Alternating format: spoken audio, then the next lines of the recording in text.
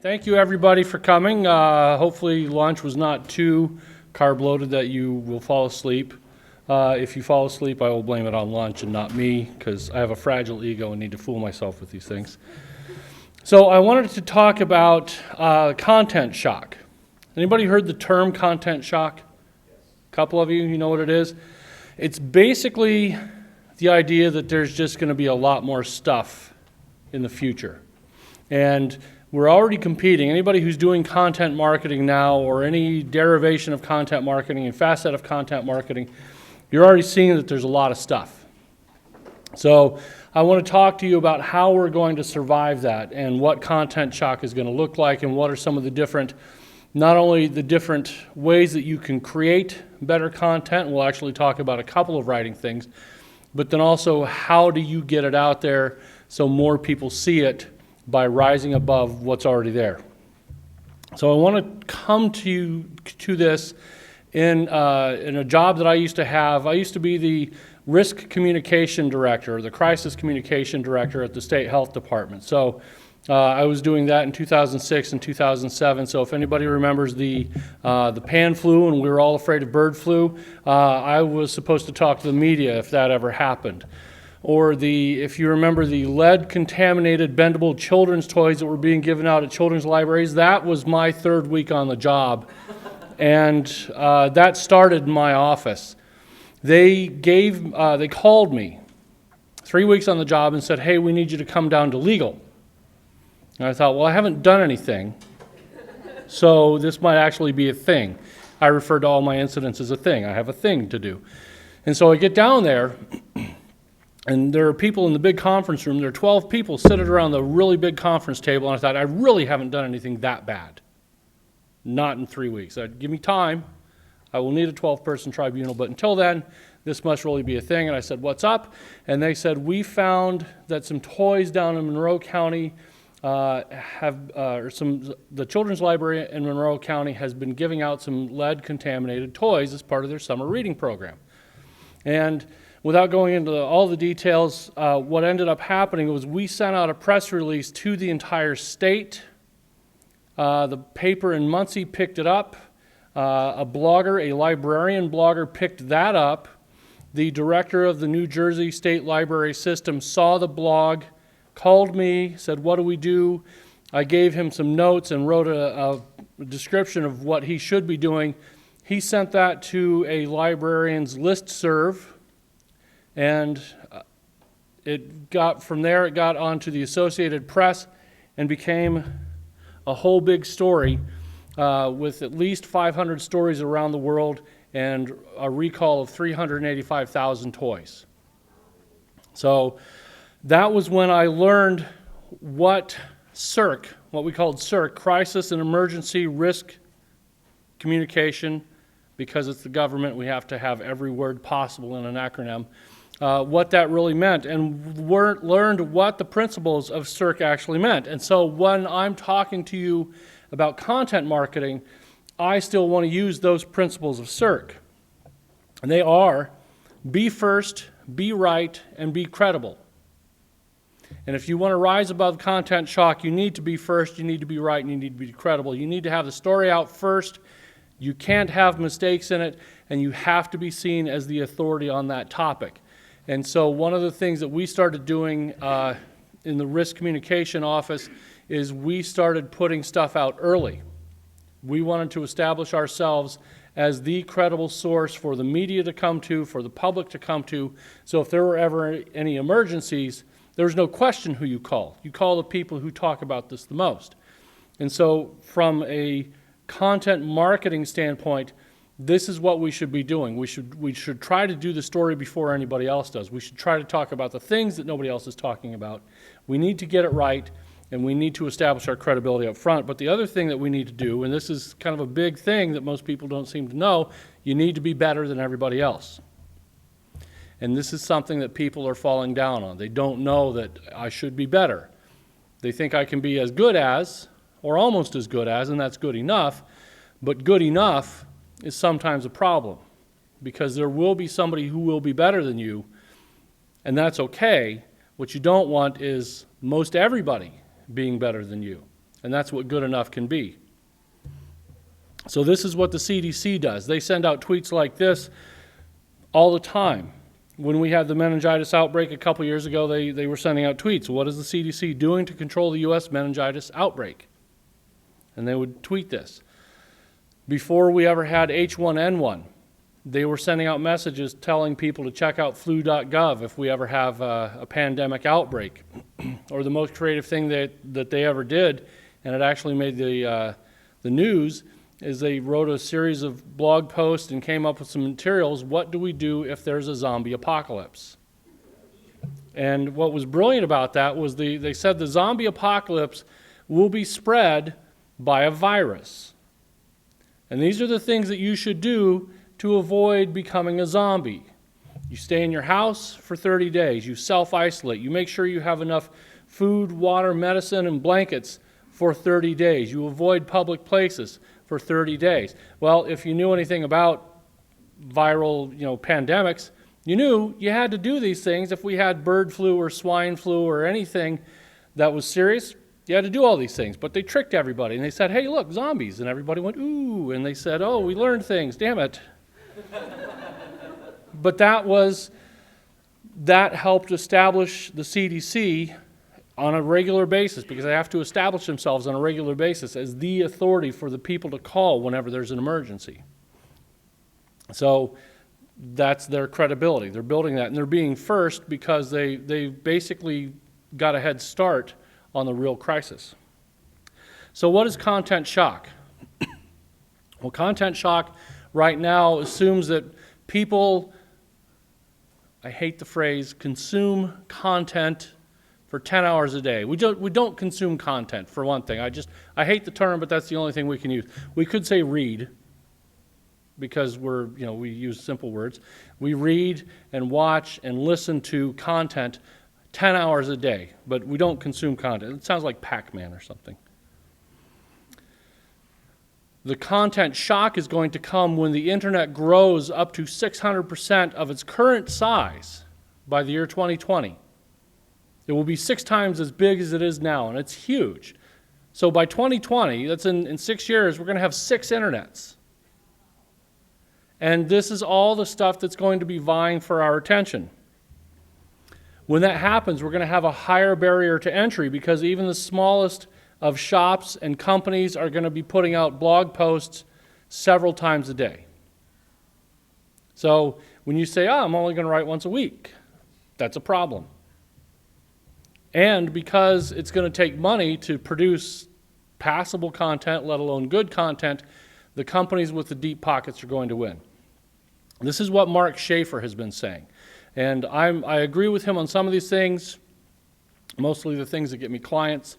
And I don't agree with him on other things, like the high barrier to entry and the deep pockets necessarily winning. Because the internet is basically just one story after another of the little guy winning. That's what the internet has done. The danger is the big companies are going to use the internet so the little guy doesn't have any possibility. So, we go back to handing out pamphlets in the street or something. But this all comes from Mark Schaefer, and this is kind of a representation of what the content shock will look like. The blue line is the amount of content, and that's going to go up, and the red line is the amount of time that we have to spend on it. And it's the technology that enables us to read, watch, and listen to that content. But the blue number is going to go up while the red number is not going to change. So we're going to have more content vying for our time, hence the shock. We're going to have another problem too, what I call the attack of the literate robots. Has anybody heard of the robo-writers? This is a computer software program, and right now, as far as I know, there are only 2 companies in this country that are doing this, one in Minneapolis, one in North Carolina. If you pump in a lot of data and a lot of information, like companies' quarterly financial forecasts, or fantasy sports league, or even a little league, baseball little league, you can dump in all the stats, hit the button, and within seconds you will have many, many stories about how those companies performed in Q2 2014 and what the financials look like. Or you can have your kid's name in a story that looks sort of like a sports story. It's almost but not quite unlike a sports story. Anybody Hitchhiker's Guide to the Galaxy fans? You remember the phrase, almost but not quite unlike T? This is what these stories are. They're almost but not quite unlike stories. And if you just kind of buzz through them, it's a passable story. This kid hit a triple, went ahead by 2 runs, this team won, this kid had so many strikeouts, yada, yada, yada. But when you stop and really dissect the story, you see it's just a string of sentences mashed together, and they don't really fit. Each sentence stands independently of another sentence, and that's what human writers can do. We can have one sentence tie into the other, and a whole big long chain of sentences that depend on each other. The computers can't do that, but that's what is passing as passable content now. People read this and go, well, that's all the information I need. That's good enough. So we've seen several articles being written about this. Pointer, which is the online or the journalism school, talking about AP is starting to use robo-writers. And The Verge magazine is talking about robo-writers. And of course, the Fox News is talking about how AP is using story writing software just for their financial reports. I mean, there was a big deal about 10 years ago when these stories were being outsourced to India, and a lot of American journalists were being offended because they were losing their jobs. But now it's like even the Indians are getting offended because they're saying, look, that's a computer. That's not even a real person. And you got, what the hell? So a lot of people are getting upset about this. Huffington Post, should we be afraid of or excited about robot journalism? And TechCrunch, and this one was one that really got me, Mashable. If you need to write 5 million stories in a week, there are robot writers that do that. So this is why the internet is going to grow 6 times its original size in the next 6 years. Is because 5 million, I mean, I remember when there were 5 million pages on the internet. And now we're going to churn that much out in a week. And we're going to do that every week. And it's only going to get bigger and bigger. And as more people say, oh, yeah, I'd like that too. I don't want to have to pay a human being when I can have you do this for a nickel. Press the button. And if you think it's only going to apply to journalists, it's happening to marketers too. Automated Insights is one of those companies, and they can take your analytics and generate a report that is almost but not quite unlike a marketing report that looks like somebody wrote that. So while we as marketers, may charge for those reports because it takes a couple hours of our time, either you subscribe to the software and hit the button and you still charge a couple hours of your time to hit the button, or your client says, we don't need you, we've got Automated Insights. They write a report in language that our CEO can understand. I'll let you think about that for a minute. So when people started responding to this, and Mark made a big splash in the content marketing world when he talked about this. He had, I think, 500 or 600 blog posts, including mine, responding to this, saying, oh, this is either complete crap or, oh my God, this is awful. And I think most of the people said, yes, this is what Mark Schaefer is saying, and we need to pay attention to this, which kind of addresses the point I'm going to make in a little bit. But some of the responses said, no, that's not going to be true. We still think that the good stuff is going to rise to the top. And he calls this the myth of rising content. And he says the problem will be that you have to write great content to begin with, but that's just the price of admission, because everybody's going to write great content. The companies like Automated Insights are getting so good that the CEO of the one company in North Carolina, excuse me, Peter Brady, one company in North Carolina said, within 5 years, we will be able to write a romance novel because they're so formulaic. So I don't know how many romance readers we have, but the idea that humans write books, that's the one remnant we still have of writing. We can write books, and now that might go away because it's formulaic, because we just dump in all the different possible names. different synonyms for ripping bodices and heaving bosoms, and we've got a book. So Mark is saying that the great content is not going to be enough anymore. I happen to disagree. That's why I put myth in quotes. I still think that we have too many people who are just putting out mediocre stuff. And the internet is going to turn into just a big steaming pile of mediocrity. And that the people who can do a good job are going to come out on top. So how do we do that? Step one, I hate it. I hate it with every fiber of my being. Write good content is a stupid strategy. It should not be a strategy, but I still need to put it in here. I still need to say that this is important because even though it seems kind of dumb, you just do that. You just get up and nobody gets up and says, I think I'm going to write well today. I didn't yesterday, but I saw this guy talk about it, and by God, I think doing a good job at writing just might be the ticket. So I'm going to try that for the first time ever today. It's like a football team saying, you know what we haven't done yet? We haven't tried winning. We should win. So that's on our strategy list. We're gonna protect the run, we're gonna convert on third downs, and we're gonna try this winning thing. See what happens. So when people say the top 5 content marketing secrets are, number 1, write good content, it's the dumbest thing you could say. But you still have to do it. And I don't want to say it, but you have to do it because this is a surprise to some people. It shouldn't be, but it is. Maybe not the people in this room. We all know the power of the written word, and we know it's important, but there are some marketers who, the phrase, let the interns do it, is kind of the go-to phrase. And so we have people who are not trained as writers, they are not experienced as writers, they're learning, they're not bad, but not bad is not as good. So we need to find a way to write the best possible content that we can.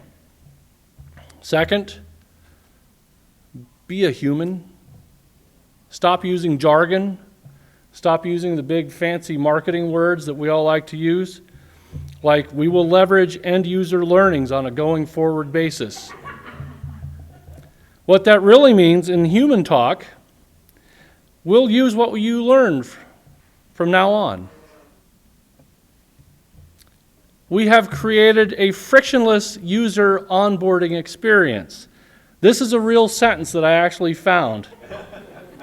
I got into a Twitter argument with somebody who was a friend of the guy who wrote it and said, but people need to know what that means. They don't, it's only for technical people. I said, why is signing up as easy any different? They said, because this means something different. And I said, what does it mean? They said, signing up is easy? This I found last night. If anybody saw me on Twitter, I said I found the most barf-tastic lead on the internet anywhere. I usually don't like to put a lot of words on a slide, but this one, a commonly used product management go-to-market planning approach leverages the concept of a customer lifecycle delivery model. I can't give you a translation because I don't know what it means. That was the opening line. The second line, along with ensuring a solution's technical readiness, a product manager must ensure twice, that tools, processes, documentation, and training are developed for sales, operations, and customer care before declaring product readiness. I knew what care meant. I don't know what this is saying, but this was a blog post, and I checked. I thought, did this get run through an article spinner? And an article spinner is when you take a piece of content, you take like a 500-word blog post, and you tell it, this is the keyword that I want you to keep safe. And then what it does is it runs this through a giant thesaurus and gets words that are almost but not quite unlike the word that you originally used. And a few years ago, you could put that up on a blog somewhere. And so you had these 2 blog posts with the same keywords, like customer care. And Google would come along, and Google wasn't very smart, and it couldn't read. It just knew that here's a big block of text, and it has this word in it that we need to pay attention to. But all the other words seem to be real English words that we recognize, so it must be good. So that's what a spinner did. And you could spin an article 5 and 6 and 8 and 12 times and put these up on separate blog posts. And I checked to see, was this run through a spinner? And it wasn't. It was actually on the main company website, on the main company blog. Either that or somebody set up a very special spinner site that they put a lot of effort into. But this, I think, this was written by a real person who wrote it with a straight face. And like, it wasn't April 1st or anything. They just wrote this and thought that this would make sense to people. So what's the initial word? Are you fucking kidding me with this shit? That's what it means. Sorry I asked. Actually, I write newspaper humor columns. That's one of the things that I do. And I wrote a column a few weeks ago because the FBI has created an 88-page Twitter slang dictionary. And this was one of them. I had never heard this until I saw it. And only because it's the FBI, they asterisked out the F word and the S word because, you know, the guys who kick down doors and shoot guns at terrorists are offended by swear words. So that was where I learned this. But I thought it was very appropriate because I still don't know what these words, the rest of the words mean. I understand the initialism at the top. I don't know what these words mean. Another way to be better is to write tight. It should say write tightly, but I didn't like it. Rightly, tightly is kind of dumb. So Ernest Hemingway is a great example of write tight. You've probably seen this before. I know you've seen me talk about this before. Hemingway's 6-word novel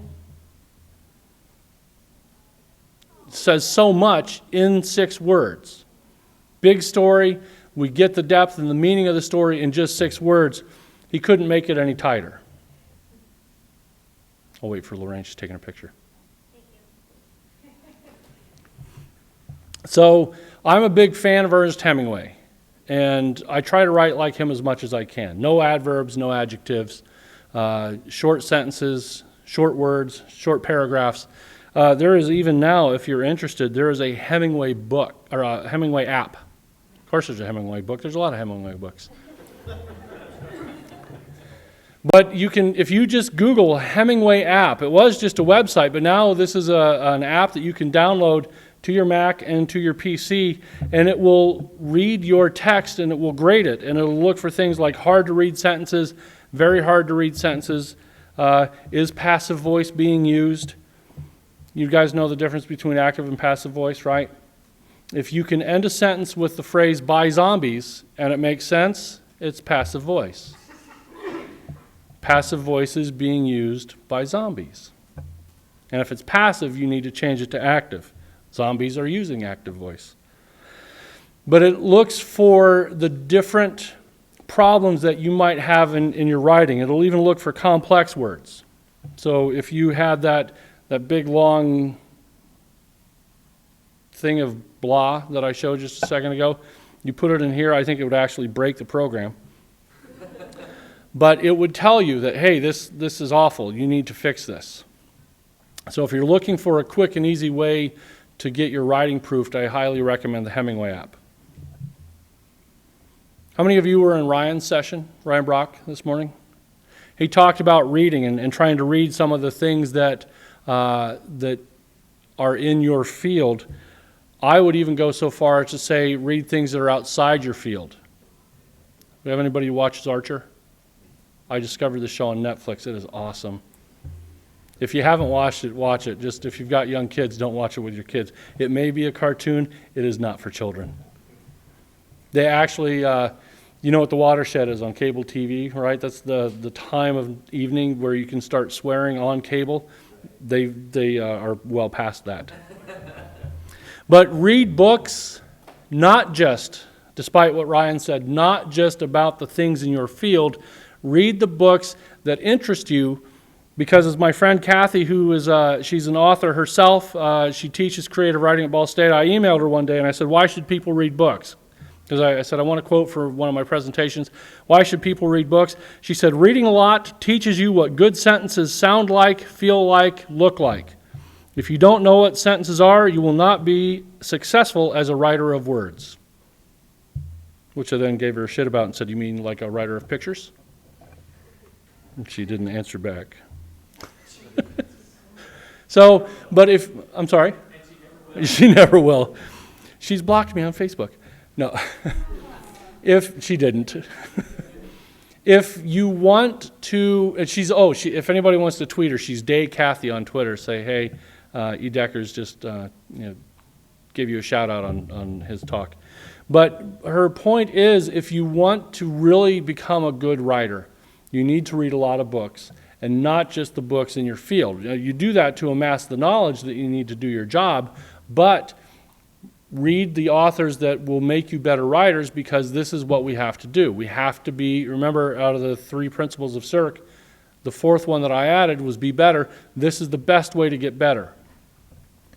For athletes, a lot of professional athletes have spent hundreds and thousands of hours practicing the moves and the plays and the skills that they need in order to be good athletes.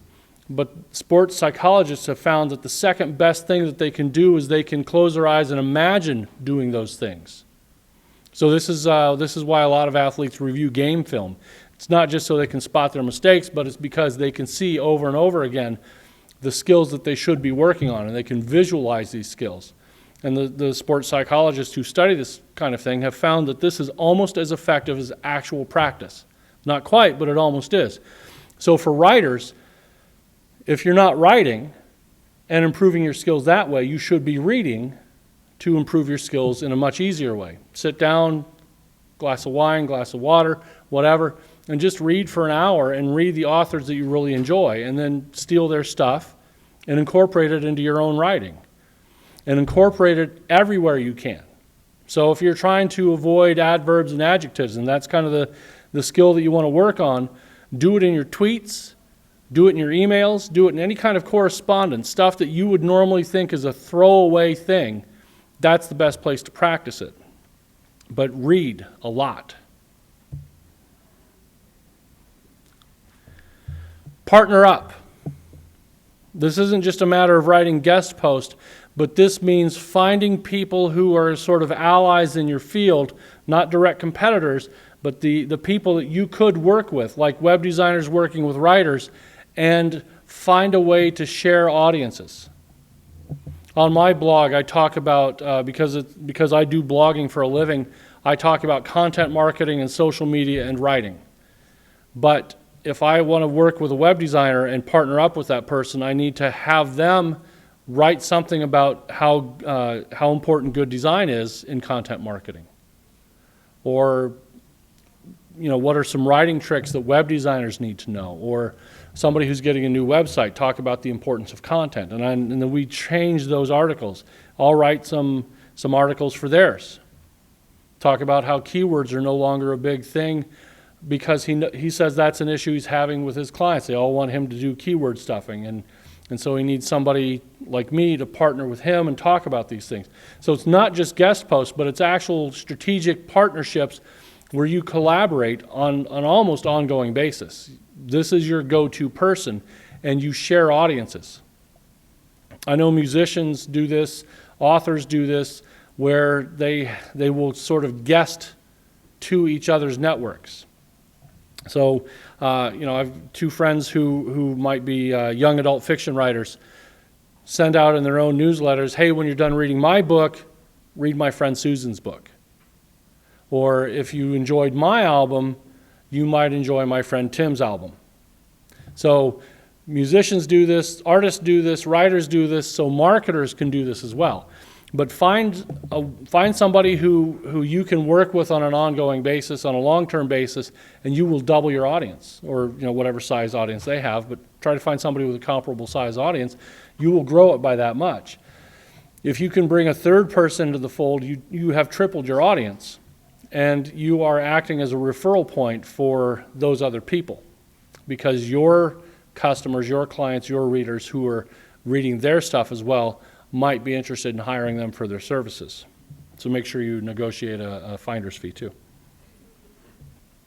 I get asked sometimes, What about recycling content? This is a big thing for people. Should we recycle content? And I generally think it is a bad idea. Because you're taking this nice long white paper that you wrote and you're turning it into blog posts. Or you're taking 8 blog posts that you wrote and you're turning it into one big white paper. And then you are writing a summary of that for a friend's guest post. And then you're condensing it down and rewriting it and putting it somewhere else. And you've got that same set of 8 blog posts that are making an appearance 8 and 10 and 12 times somewhere around the internet, and you've just added to the pile. You can recycle content if you update old articles. If you've written about a process or a procedure that changed because you wrote it 3 years ago and there's now new software to make that new process possible, or maybe the software that you were using has already changed, update that and then tell people, hey, I've updated this article. And that does go for blog posts as well. You can update your blog posts. You could also revisit them and write a new blog post and said, hey, 3 years ago I said this, but now it's this. You can do that as well. But generally, if you update the old stuff, that still makes the same point. You can also revisit old topics. And by that, I mean if you wrote about something, you wrote about, I don't know, solar-powered coffee warmers. Maybe you want to talk about wind-powered coffee warmers at a different time. Something where you're talking about the same topic, but you are exploring a different facet of it. There's nothing that we do, anybody in this room, that we can discuss it completely in a single 500-word blog post. There's always going to be something else about it that we can talk about even further. So Amber is sitting here in the room, and Amber runs the Ginger Kitchen, which they make ice cream. And she could write a blog post about ice cream making for days. All the different things to do about ice cream making. Now, if she had this big, vast food empire where ice cream was a part of what they did, she might be able to talk about ice cream making in 500 words. But because this is all the company does, she can talk about ice cream making over and over and over again. The importance of local ingredients, the importance of fresh ingredients, the importance of organic ingredients, the importance of, how do we freeze it, all these different topics. So you can revisit those old topics over and over again.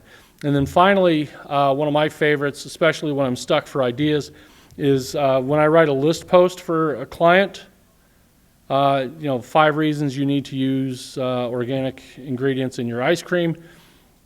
Those items on the list each become an individual blog post later on. I should be taking about 75 to 100 words for each item on the list, but really there's 500 words to talk about for each item. So those become 5 separate blog posts. I also get asked about curation. And what do I think about curation? I'm not a fan. I am not a fan of curation, because all I'm doing with curation is I'm saying, look at what everybody else did. Here's a page that I put together of all the stuff that everybody else made. Now, I think curation is important, and I think it's something that you can do, but I don't think we should be curators. It should be a facet of the kind of work that we do, where we collect work and we share it with people. But if all you do, if all you can contribute is curation, you need to put your energy somewhere else. Because all you're doing is saying, this is what everybody else except me did. So I would rather you did the thing. Let somebody else curate your stuff. You be the creator. Let somebody else be your curator. So create the content, don't curate the content. This is something that Mark Schaefer talked about when he talked about how do you beat content shock. You go where the competition isn't. So right now we can assume that everybody who's doing any kind of content marketing at a company, whether you're in this room or not, they're blogging. Anybody not blogging for your company, even a little? Yeah, everybody. Nobody raised their hand. Everybody is blogging. How many people are podcasting? 1, 2, 3, 4, 5, 6. Or are you guys like all podcasting together? So 4. We have 4 podcasters. In this whole room, we have 4 podcasters. Shh. And Lorraine was doing it first. But if you are in a room full of your competition, and nobody is podcasting, that's the place where your competition isn't. That's the place you need to go. If you're in a room full of podcasters and you know your competition is podcasting, you go to videos. Do something that somebody else is not. So podcasting is something that I have been thinking about doing for a year. I have been a wannabe podcaster for a whole year. It really is just a matter of calling the people I want to interview and setting up the time, but I haven't done that because I'm busy. But if I really wanted to set my work apart, I would start podcasting, or I'd start shooting videos. I would do something that everybody else who's doing content marketing professionally is not doing. And unfortunately, I kind of missed that boat because now other content marketers are podcasting. So I'm thinking about interpretive dance. But if you go to iTunes, iTunes is the biggest repository of everything, so it's the biggest repository of podcasts, and you do a search for the topic you want to do, there will be podcasts about it. Or, if you're lucky, there won't be podcasts about it. So find not only your general area, but kind of your specific niche. So for Amber, making ice cream, there are lots of food podcasts out there, but how many of them are about ice cream? And if there are a few about ice cream, how many of them are about small batch, artisanal, organic ice cream? Probably not many. That's a niche you can fill. I just made it sound all fancy.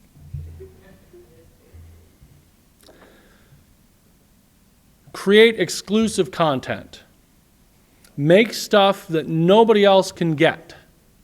Unless you do something secret and special and you know the secret password, and that's basically sign up for my newsletter. Not my newsletter, but have a newsletter. Have something that you offer to people, but only if they join your special club. And so this is the thing that I know we've got the email design session going on at the same time. This is something that is a great help to a lot of marketers because not everybody's doing email. This is one of those niches that not everybody's doing. But even if they are, if your stuff is good enough, people will continue to read it. Maybe not everybody, and there are all the mechanisms on the email programs like Exact Targets where you can tell if somebody has opened the email, and if they haven't, you can send them a message after a year and say, hey, we noticed you haven't opened the email. Are you still interested in getting it? Click yes or no. It's like in grade school. Will you go with me? Circle yes or no. And you made the yes real big and the no real tiny so they wouldn't see it and you could trick them. It never worked. Jared knows what I'm talking about. But if you have that newsletter, you're also getting permission from these people to send them stuff.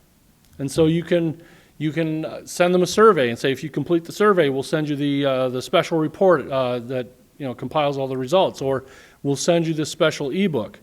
Or you do something like what Forrester Research does, and they have these $700 reports that they sell. And people will get a 1 or 2 page preview of it. And so you see all these blog posts about the Forrester report, and they all say, we didn't want to spring the $700 to bring this to you, but we got the free preview, and this is what it says. And there's, anytime Forrester publishes a new special report, there's like 80 blog posts about what they saw in that special 1-page preview. So if you can do that kind of thing, again, you're escaping that big crush of general public content that's out there, and you're giving something special and exclusive only to the people who are in your special private club. And then lastly, I get asked sometimes, what about marketing automation? What do you think about marketing automation? I like marketing automation to a degree. I like it because this is a way for you basically to have content being sent out to people. You're building an audience, you're building a network, you're building a community of people who are interested, and you're giving them the kinds of content they want. The danger is, and this is the only reason I don't like it, the danger is it becomes a chore. It becomes a thing you have to do. And so you kind of do it half-fast. Think about that for a second. You do it half-fast, and you don't do a good job on it. And you start putting stuff out because you have deadlines that you have to fulfill. And your client success manager is calling you and saying, hey, you haven't sent any content out in the last couple of weeks. What's going on? And you know you need to get it done, and so you're going to get any old thing out there, and you end up being a part of the problem that we're trying to avoid. So if you're going to use marketing automation, and I do recommend it, make sure that you have somebody whose sole job it is to fill the machine, to feed the beast. This can be a great tool, it can be a wonderful tool, but at the same time it can be a burden if you don't know how to use it properly. If it's something you subscribe to thinking, I work 12 hours a day, but you know what, I'll do that 13th hour and I'll put something in every day or every other day, it's going to always be at the bottom of your list. That's because that's what you did with your blog, and that's what you did with your Twitter feed, and that's what you did with all these other things that you said, I will do this in the 13th hour of my day. So do marketing automation if you have people who can fill it up for you. Otherwise, it's like buying the world's most expensive car and not driving it because you can't afford the fuel.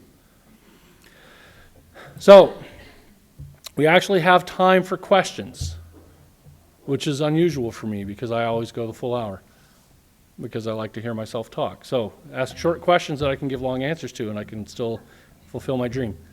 Who has questions? Seriously, nobody? Guys, the camera's on. This is your chance to be a star. All right. Well, if you want to get a hold of me, my website where I talk about content marketing and social media marketing is problogservice.com. If you want to read my newspaper columns where I get to be a smartass for 750 words at a time, ericdeckers.com. I'm edeckers on Twitter, and you can reach me at eric@problogservice.com. And thank you very much.